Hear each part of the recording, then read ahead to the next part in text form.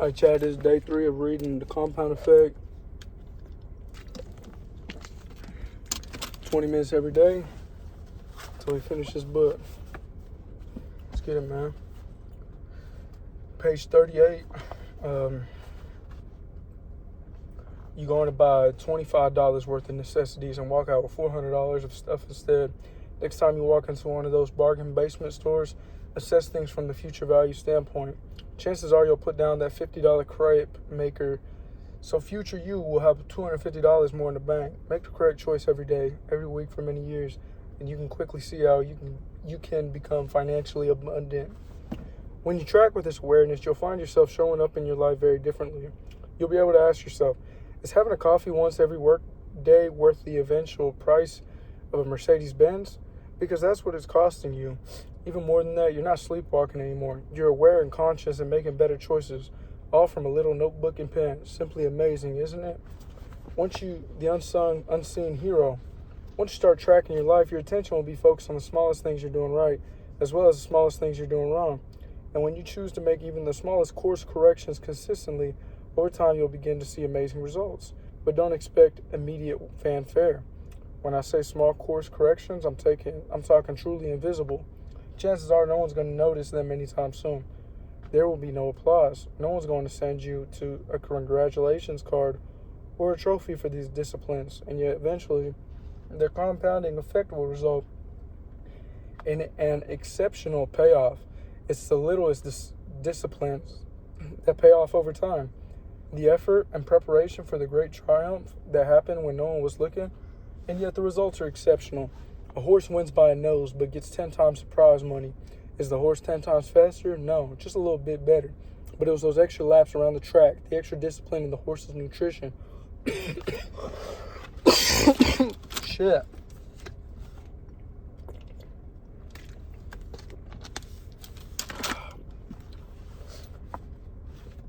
Extra discipline in the horse's nutrition, my fault, guys, or the extra work by the jockey that made the results a slight bit better with compounded rewards. After hundreds of tournaments played and thousands of strokes tallied, the difference between the number 1 ranked golfer and the number 10 golfer is an average of 0.32 strokes. But the difference in prize money is more than double, $9.6 million versus $4.6 million. The number 1 golfer isn't 5 times better, not even 50% or 10% better. In fact, his average score is only 0.5% better, yet the results are more than double. That's the power of little things adding up. It's not the big things that add up in the end. It's the hundreds, thousands, or millions of little things that separate the ordinary from the extraordinary. To be one stroke better requires countless little things that don't get accounted for when you're putting on the green jacket. Let me give you a few more ways tracking small changes can result in huge payoffs. I was mentoring a CEO of a sizable company doing more than $100 million in sales annually. Phil was an entrepreneur and founder of the company. The company was doing fine, but I detected a lack of engagement, trust, and enthusiasm in the culture of his organization. I wasn't too surprised. It turns out that Phil hadn't been in parts of his own building for more than 5 years. He'd never spoken personally to more than 80% of his staff. He basically lived in a bubble with his management team. I asked Phil to track only one change. 3 times a week, he had to step outside of his office and walk around the building. His goal was to seek out at least 3 people whom he saw doing things right or he had heard good things about and give them some personal praise, recognition, or appreciation. This one small change in his behavior took less than an hour, a week, but had massive effects over time. The employees Phil took the time to recognize began to go the extra mile and work harder to earn his greater appreciation. Other employees started to perform better, observing that great effort was recognized and appreciated. The ripple effect of their new attitude transferred to customer interactions, improving the customer's experience with the company, increasing repeat and referral business, which increases everyone's pride. That simple change over the period of 18 months did a complete 180 on the company culture. Net profits grew by more than 30% during that time, utilizing the same staff and zero additional investment in marketing, all because Phil committed to one small, seemingly insignificant step done consistently over time. Many years ago, I had a wonderful assistant, Kathleen. She earned $40,000 a year at the time. She was tasked to manage the registration table situated at the back of the room during one of my lectures on entrepreneurship and wealth building. The next week, she came into my office. I heard you talk about saving 10% of everything you earn, she told me. That sounds nice, but there's no way I could do that. It's totally unrealistic. She proceeded to tell me about all her bills and financial obligations. After she wrote them all out, it was obvious there really wasn't any money left over at the end of the month. I need a raise, she said. I'll do better than that, I told her. I'm going to teach you how to be wealthy. It wasn't the answer she was looking for, but she agreed. I taught Kathleen how to track her spending, and she began to carry her notebook. I told her to open a separate savings account with only $30, just 1% of her existing monthly income. I then showed her how to live on $33 less the next month, bringing her own lunch just one day a week instead of going downstairs to the deli and ordering a sandwich, chips, and a drink. The next month, I have her save only 2%. She saved the additional $33 by changing her cable subscription service. The next month, we went up 3%. She canceled her subscription to People magazine. It was time to study her own life, and instead of going to Starbucks twice a week, I told Kathleen to buy the Starbucks beans and other fancy fixings and make her own coffee in the office. She grew to even like that better. Me too. By the end of the year, Kathleen was saving 10% of every dollar she earned without noticing a significant impact on her lifestyle. She was amazed. That one discipline also had a ripple effect on many other disciplines in her life. She began calculating what she spent on mind-numbing entertainment and began investing that money on personal growth instead. After feeding her mind with several hundred hours of inspirational and instructional content, her creativity started to soar. She brought me several ideas on how we can make and save more money in our organization. She presented me with a plan that she would implement in her spare time. If I promised to reward her with 10% of all the money-saving strategies and 15% of all the new revenue strategies that proved profitable. By the end of the year, second year, she was earning more than $100,000 a year on the same $40,000 base salary. Kathleen eventually started her own independent contract service business that took off. I ran into Kathleen at an airport a few years ago. She now earns more than $250,000 a year and has saved and created more than $1 million in assets. She's a millionaire, all starting from the choice to take one small step and start saving $33 a month. The earlier you start making small changes, the more powerfully the compound effect works in your favor. Suppose your friend listened to Dave Ramsey's advice and began putting $250 a month into an IRA when she got her first job after graduating from college at age 23. You, on the other hand, don't start saving until you're 40. Or maybe you started saving a little earlier but cleaned out your retirement account because you didn't notice any great gains. By the time your friend is 40, she never has to invest another dollar and will have more than $1 million by the age of 67, growing at 8% interest compounded monthly. You continue to invest $250 every month until you reach 67, the normal retirement age for Social Security for those born after 1960. That means you're saving for 27 years in contrast to her 17 years. When you're ready to retire, you'll have less than $300,000 and will have invested $27,000 more than your friend. Even though you saved for many more years and invested much more cash, you still end up with less than a third of the money you could have had. That's what happens when we procrastinate. Let me take a second. Looking good, chat. I just got out of a workout in the gym. Day 2 of my rehab. 4 weeks post-operation. Let's get it. Even though you saved for many more years and invested much more cash, you still ended up with less than a third of the money you could have had. That's what happens when we procrastinate and neglect necessary behaviors, habits, and disciplines. Don't wait another day to start the small disciplines that will lead you in the direction of your goals. Are you telling yourself that you're starting so late that you're already way behind the 8 ball and can never catch up? That's just another tired tape in your head. It's time to turn it off. It's never too late to reap the benefits of the compound effect. Suppose you've always wanted to play the piano, but feel it's too late because you're about to turn 40. If you start now, by the time your retirement age, you could be a master, as you'll have been playing for 25 years. The key is to start now. Every great act, every fantastic adventure starts with small steps. The first step always looks harder than it actually is. But what if 25 years seems too long? What if you only have time or patience for 10 years? Brian Tracy taught me how to improve any area of your life by 1,000%. Not 10% or even 100%, but 1,000%. Let me outline it for you. All you have to do is improve yourself, your performance, and your output and earnings by 1 out of 10 of 1% each workday. You even get to slack off on weekends. That is 1 out of 1,000. Do you think you could do that? Of course, anyone can do that. Simple. Do it each day of the week and you'll improve by 0.5% each week. Translation, not much. Equivalent 2% each month, which compounded adds up to 26% each year. Your income now doubles every 2.9 years. By year 10, you can be performing and earning 1,000% more than what you are now. Isn't that amazing? You don't have to put in 1,000% more effort or work 1,000% more hours. Just 1 out of 10 or 1% improvement each day. That's it. Success is a half marathon. Beverly was a salesperson at an educational software company I was conducting a turnaround for. One day, she told me about her friend who was running a half marathon the upcoming weekend. I could never do such a thing. Beverly, who was significantly overweight, assured me I get winded up going up a single flight of stairs. If you want to, you can choose to do what your friend is doing, I told her. She balked, saying, there's absolutely no way, even though I'd love to be able to do that.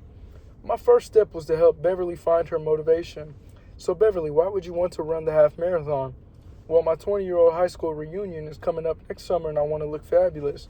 But I've gained so much weight since I had my second child 5 years ago. I don't know how I can do it. Bingo, now we have a motivating goal. But I proceeded with caution. If you've ever tried to lose weight, you probably know the drill. Buy an expensive gym membership, drop a fortune on personal trainers, new equipment, spiffy new workout clothes, and great athletic footwear. Work out vigorously for a week or so and then turn your elliptical machine into a clothes drying rack. Ditch the gym and let your sneakers mold in the corner.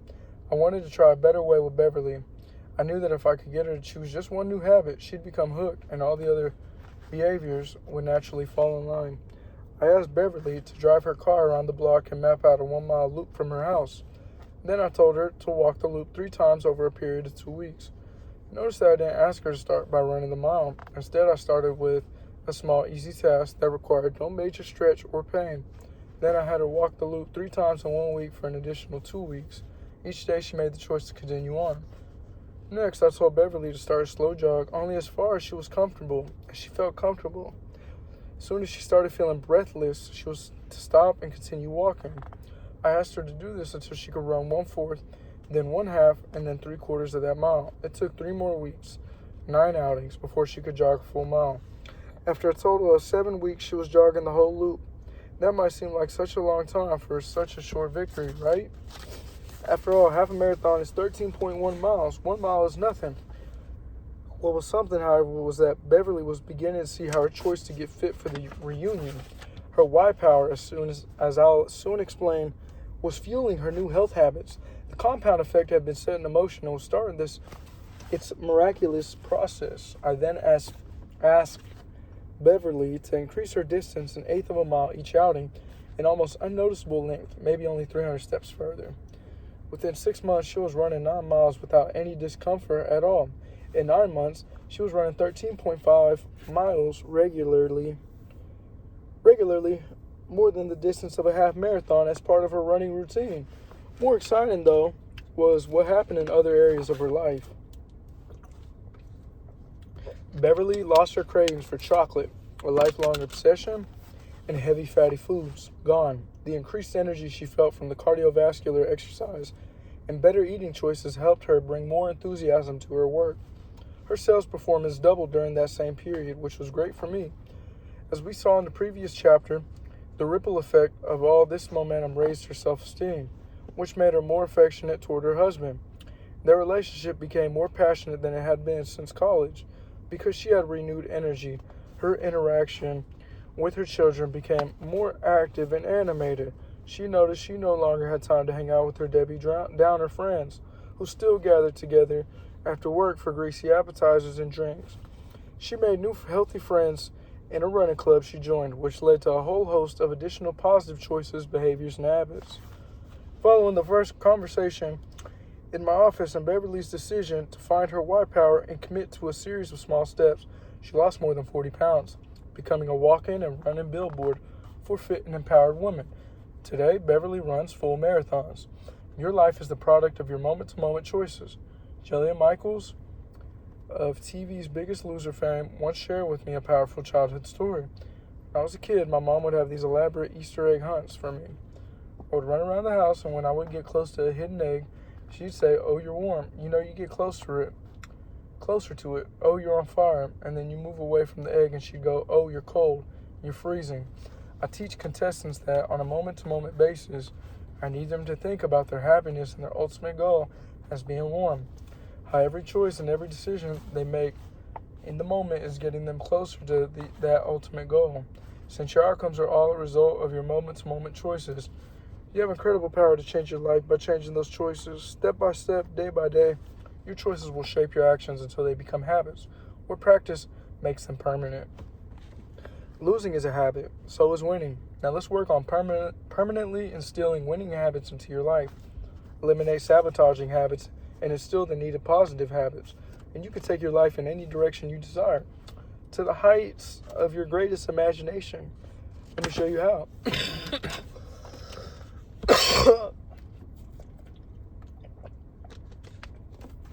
Chapter 3, Habits. A wise teacher was taking a stroll through the forest with a young pupil and stopped before a tiny tree. "Pull up that sapling," the teacher instructed his pupil, pointing to a sprout just coming up from the earth. The youngster pulled it up easily with his fingers. "Now pull up that one," said the teacher, indicating a more established sapling that had grown to about knee-high to the boy. With little effort, the lad yanked and the tree came up, roots and all. "And now this one," said the teacher, nodding toward a more well-developed evergreen that was as tall as the young pupil. With great effort, throwing all his weight and strength into the task, using sticks and stones he found to pry up the stubborn roots, the boy finally got the tree loose. "Now," the wise one said, "I'd like you to pull this one up." The young boy followed the teacher's gaze, which fell upon a mighty oak, so tall the boy could scarcely see the top. Knowing the great struggle he just had pulling up the much smaller tree, he simply told his teacher, "I am sorry, but I can't. My son, you have just demonstrated the power that habits will have over your life.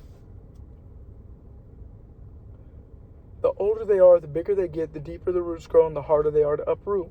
Some get so big with roots so deep you might hesitate to even try." Artisel wrote, "We are what we repeatedly do."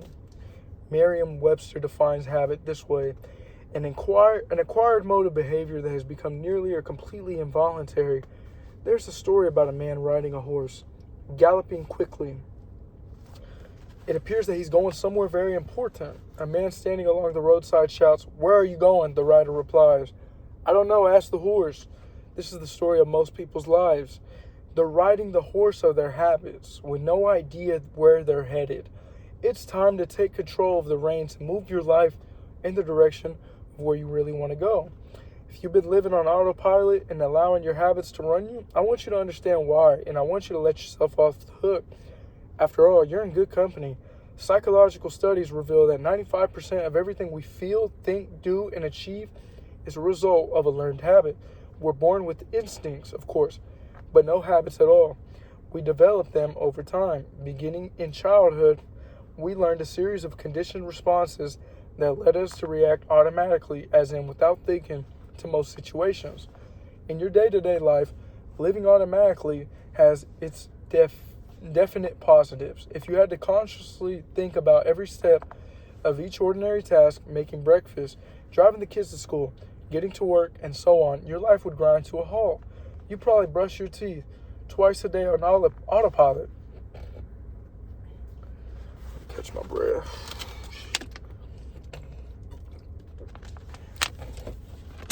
Damn.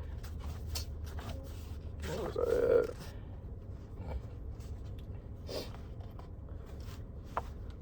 You probably brush your teeth twice a day on autopilot. There's no big philosophical debate. You just do it. You strap on your seatbelt the minute your butt hits the seat. No second thoughts. Our habits and routines allow us to use minimal conscious energy for everyday tasks. They help keep us sane and enable us to handle most situations reasonably well. And because we don't have to think about the mundane, we can focus on our mental energy on more creative and enriching thoughts. Habits can be helpful as long as they're good habits. That is, if you eat healthfully, you've likely built healthy habits around the food you buy and what you order at restaurants. If you're fit, it's probably because you work out regularly. If you're successful in a sales job, it's probably because your habits of mental preparation and positive self-talk enable you to stay optimistic in the face of rejection. I've met and worked with many great achievers, CEOs, and superstars, and I can tell you they all share one common trait. They all have good habits. That's not to say they don't have bad habits. They do, but not many. A daily routine built on good habits is the difference that separates the most successful amongst us from everyone else. And doesn't that make sense from what we've already discussed? Successful people aren't necessarily more intelligent or more talented than anyone else, but their habits take them in the direction of becoming more informed, more knowledgeable, more competent, better skilled, and better prepared. Ooh, wait. Let's get it. Day 3. On the day 4, chat.